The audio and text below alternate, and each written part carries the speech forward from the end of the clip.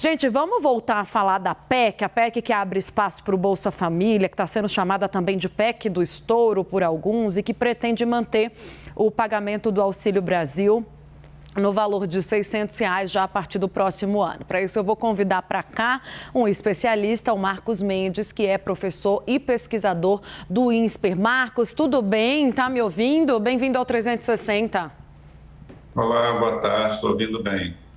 Marcos, a gente gosta de ouvir as opiniões distintas que chegam aqui para a gente na CNN. Passamos o dia inteiro ontem fazendo isso, ouvindo avaliações de economistas, inclusive, que que deram apoio ao presidente eleito, economistas dentre eles, né? A gente pode falar da Helena Landau, entrevistamos ela com críticas severas ao modelo, né, que foi apresentado, a minuta dessa proposta. Eu queria a sua avaliação e, jogando um pouquinho mais para frente, da possibilidade que já está sendo aventada de uma costura para baixar esse valor de 200 para 80 bilhões e fixar a margem de vigência, né, o tempo de vigência, desculpe, em um tempo intermediário também de 2 anos. Seria uma saída na sua avaliação ou teria outra saída? Tainá, o texto apresentado ele tem alguns problemas graves. O primeiro é esse que você mencionou, que é o tamanho da elevação do teto que foi pedido, de mais de 200 bilhões de reais. Todo mundo que fez conta percebeu que aumentar a despesa em mais de 200 bilhões, sem nenhuma compensação de redução de outras despesas, o aumento de imposto vai fazer a dívida pública estourar e seria capaz de precipitar uma crise fiscal e econômica muito forte.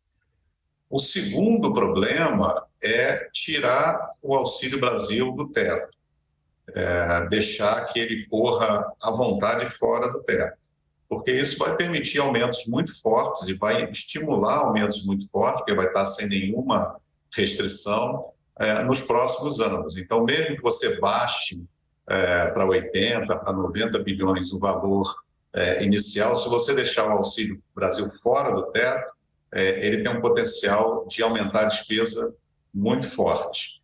O terceiro problema é o desenho que se fez para estimular investimentos, que está muito mal redigido e que provavelmente vai estimular a contabilidade criativa para reclassificar as despesas como investimentos e tem uma série de dificuldades operacionais. Por exemplo, investimentos eles passam de um ano para outro, ficam para ser pagos em restos a pagar, e nada disso está contemplado na PEC e pode gerar um nó jurídico muito forte. Agora, Marcos, eu também queria te ouvir sobre saídas, né? Soluções que podem ser costuradas ainda no Congresso. Eles estão quebrando a cabeça por lá, senadores e deputados. Hoje eu ouvi de um deputado que a maior dificuldade não estaria nem no valor que foi proposto, mas nesse tempo de vigência, que isso para eles seria uma dificuldade maior de entendimento. Você concorda, discorda, enxerga uma possibilidade diferente do que a gente tem aventado junto com essas fontes? Não, olha, o problema maior está no valor. Se você aumentar em 200 bilhões, ainda que seja por 2, 3 anos, vai fazer um estrago muito grande. Uhum. A questão do prazo de duração, para mim, não é grande problema. Pelo seguinte, uma vez que você aumentou, você vai financiar a despesa obrigatória com isso. E despesa obrigatória é muito difícil de baixar. Então, se você aumentar, digamos, por 2 anos para financiar o Auxílio Brasil, você vai ter que fazer como o Bolsonaro fez, de criar o auxílio em caráter temporário. Porque se depois de 2 anos o nível da despesa, de limite de despesa vai baixar, você não vai poder continuar com aquela despesa. Então, me parece que o que for aumentado agora, ainda que esteja escrito que seja temporário, quando chegar lá na frente e vencer o prazo, como está acontecendo agora, vai virar uma nova pressão para renovar. Uhum. Então, por previsibilidade, é melhor que se faça permanente, mas que se faça permanente com um valor mais contido, mais limitado e sem tirar nada do teto. Porque se você tirar a despesa do teto, você cria uma distorção muito forte, um estímulo a gastar naquilo que está fora do teto e uma distorção alocativa. Aquilo que está fora do teto vai crescer muito mais do que o que está dentro do teto. E você vai acabar prejudicando o que está dentro do teto em prol de de uma super expansão do que está fora do teto. Marcos, a Thaís Arbex, nossa analista de política, chega para cá para participar da entrevista também. Thaís. Boa tarde, professor. Professor, ontem conversei com o vice-presidente eleito, Geraldo Alckmin, e aí eu quero te consultar sobre essa nova proposta que está sendo aventada de âncora fiscal. Alckmin diz com todas as letras que hoje, do jeito que está, o teto é mais problema do que solução e aponta para aquele caminho que a gente conheceu essa semana, sugerido pelo Tesouro Nacional e também numa proposta do secretário de Fazenda de São Paulo, Felipe Salto, que é uma conjunção, né? Combinar superávit com curva da dívida e gastos. Quero a avaliação do senhor a respeito do teto e a respeito dessa nova âncora. O que o senhor enxerga de caminho para isso? Olha, Thaís, em primeiro lugar, eu preciso saber que regra fiscal é só uma parte de algo maior que a gente chama de regime fiscal. O regime fiscal ele é condicionado pelas relações políticas entre executivo e legislativo, pela questão federativa de relação com os estados, da relação com o STF, dos incentivos eleitorais que os legisladores têm. Infelizmente, no Brasil, todos esses outros aspectos do regime fiscal levam a uma pressão muito forte para aumentar gastos.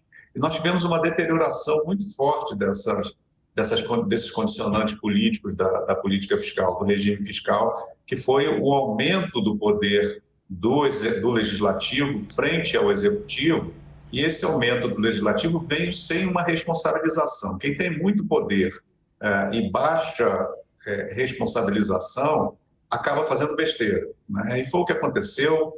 Aumentaram muito as despesas por medidas aprovadas no Congresso, vieram as emendas de relator, viraram obrigatórias as emendas individuais. Então, houve uma deterioração fiscal muito grande por conta de condições políticas. Se não melhorar esse ambiente político, se não houver uma concertação, não vai haver regra que pare de pé.